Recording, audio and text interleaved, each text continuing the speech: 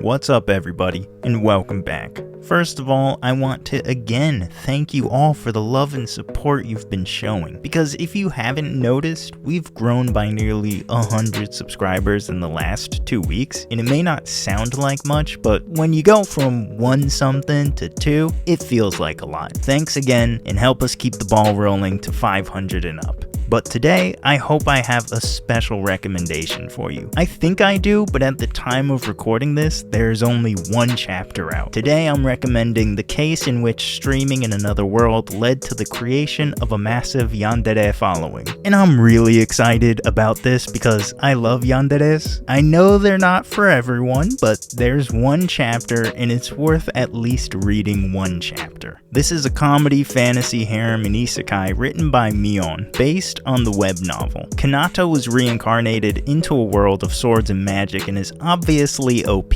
That doesn't matter to him or to the story, it seems, because instead of caring to be a hero or making a big deal out of his reincarnation, he uses his isekai powers to become a streamer. And streaming is something that only he can do because of his literally unlimited power. So instead of using that power for something tedious like ending the war between humans and demons, he starts streaming instead, where he addresses topics like it, giving his opinion on it and other classic isekai tropes instead of getting involved with them. So you could argue that in a way this is a parody. I'm not 100% sure yet though, because again, there's only 1 chapter out. So far, Kanata seems like a decent MC, he's OP, and he's all around pretty chill. The biggest question I have and want to see answered is how his interactions with the Yandere girls will go, because so far there is only one that we are introduced to, who is of course a princess, but she doesn't know that Kanata, her classmate, is Streamer.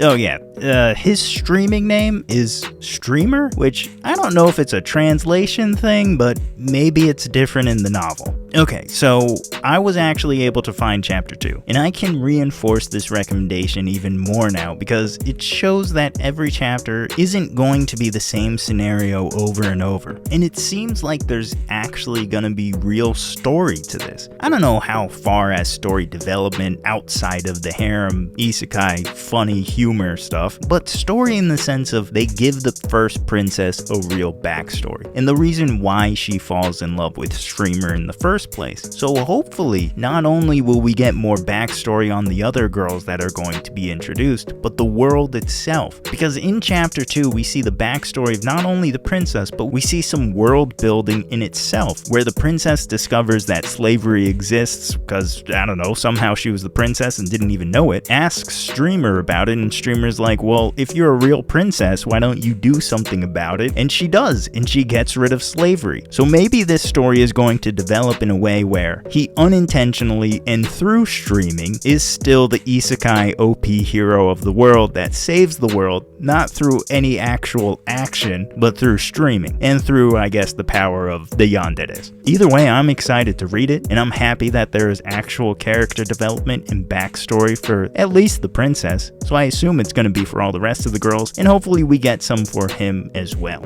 Also, I'm hoping that the whole thing doesn't just take place in his little streaming dorm, but we'll see how that goes. I'm a fan of the humor and how the humor is going, where it's not slapstick or really situational, but responsive. I don't know if responsive humor is a thing, but it sounds like it, so I'm going to go with it. Even in chapter 2 though, the princess and Streamer haven't met, but I know the whole thing is leading up to Kanata meeting the titular harem of yanderes, and I'm excited to see them because it seems like next time we'll probably be introduced to the first demon girl. So if you're a fan of yandere humor and responsive humor, I think you'll enjoy this. It's definitely one to watch. Hopefully it gets an anime. I need some good yandere humor, so if you know of any, leave your recommendation in the comments. Either way, if you want more recommendations, check out the other Why You Should videos in the playlist, and check out the podcast. Links in the description box. As always, like and subscribe. Other than that, I'll see all of you in the next one.